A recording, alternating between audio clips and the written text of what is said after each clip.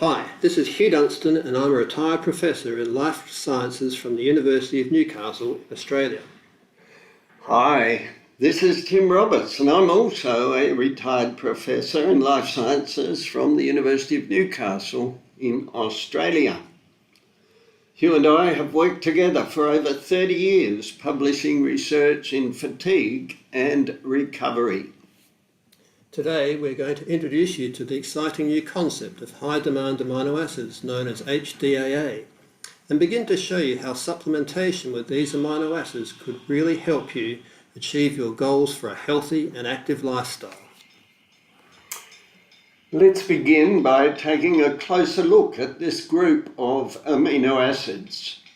Hugh, can you start by explaining what we mean by high demand amino acids, HDAA? The HDAA are a group of amino acids that are lost at very rapid rates in sweat and urine. And these same amino acids are what we call functional amino acids, which are used in multiple biochemical pathways in the body. So that means that not only are they used for making proteins, but they are vital to support the daily metabolic functions that keep you active and healthy. They are lost in sweat because they are also associated with lots of important processes of nutrient resorption, which we'll be tackling at another podcast. So why do we need these HDAAs for health and well-being? They are in fact amino acids, and we know amino acids are used to build proteins, but why do we need these HDAAs, this specific group for health and well-being? So these amino acids are each involved in a lot of processes within the body. They're all involved in making proteins. One of them, glycine, is really important for the synthesis of collagen, and 1/3 of collagen is made up of glycine. So it's a very important component to help in the repair and growth processes.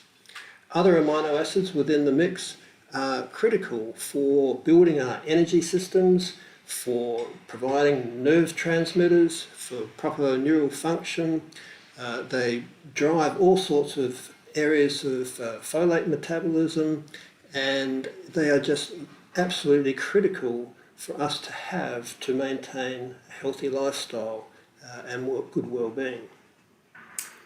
Yeah, just thinking a little bit more about amino acids, I think the absolutely startling result of the research that you primarily conducted was the finding that there are these 6 amino acids that are used more on a daily basis.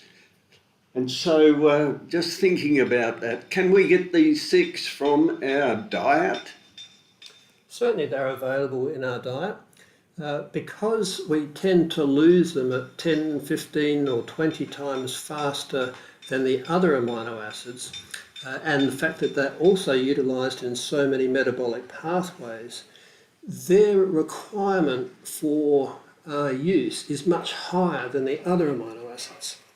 So when we look at the protein composition and what amino acids are in the protein, we find that they're relatively evenly distributed depending on the proteins. But these 6 amino acids are required in much higher quantities than the others. So we can either eat a lot of protein to make sure that we get enough of the high demand amino acids, but a lot of people struggle with eating that much protein. And it's also possible that we could be more efficient by providing these 6 amino acids in a supplementary form, especially if you are in a very highly active environment, if you're doing lots of exercise or working hard or living in a hot climate where you're sweating a lot, you're actually going to lose a lot more of these HDAA. Yeah, very interesting. if we look at a protein's normally made up of 20 different amino acids put together in a certain sequence, like a string of beads. So you're saying that in our diet, if we eat protein, it's broken down to amino acids, but we get a lot more of the 20 amino acids and not enough of the HDAA amino acids in that mix. Very interesting. If I can just make a comment about that, because if you take in a very high protein content and these extra amino acids that are not the HDAA, the body deals with them either by converting them to fats or burning them for energy or excreting the surplus. So we can be very efficient by providing specifically these HDAA to help you with meeting these daily demands. Well, let's say we weren't taking them in as a supplement. What happens if our body runs out of the high demand amino acids? Yeah, really good question. What the body goes to the muscle proteins to get access to the amino acids it needs when it needs them. So what that means is that proteins are literally the store of amino acids in the body. And when the body needs to access the high demand amino acids or other amino acids, then we have this process called catabolism, where the body breaks down the muscle proteins into its component amino acids to release the HDAA that it needs to support the exercise. So in this way, you're suffering, well not suffering, but you are experiencing loss of muscle mass to support your exercise activity. And part of the recovery process then is to rebuild that muscle mass. And if you have too much exercise and not enough provision of these HDAA or protein in the diet, then you're going to lead to a reduction in muscle mass and potentially be at a higher risk for muscle damage. So why don't protein supplements then work during and immediately after exercise?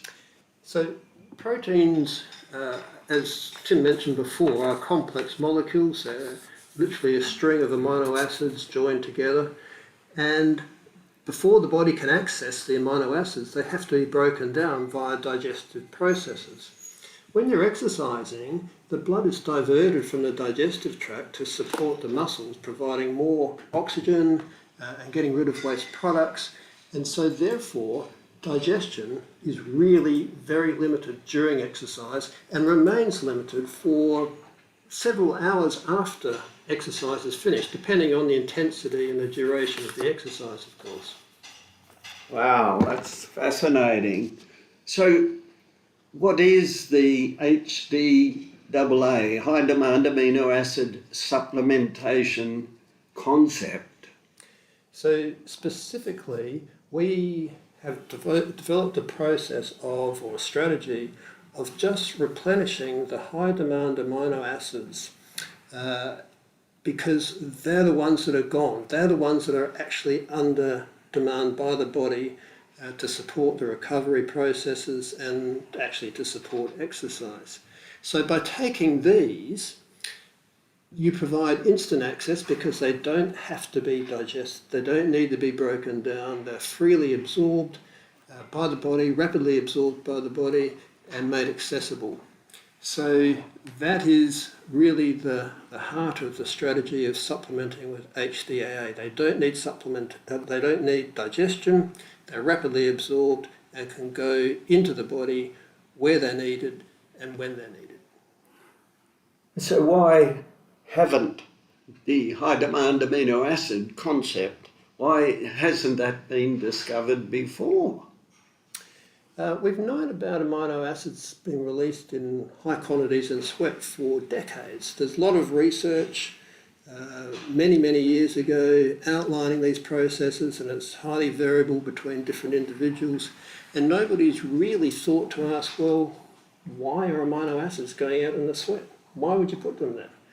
And I believe we were one of the first research groups to actually tackle this question and try and relate what's lost in sweat with what is lost in urine and how that measures up with plasma quantities.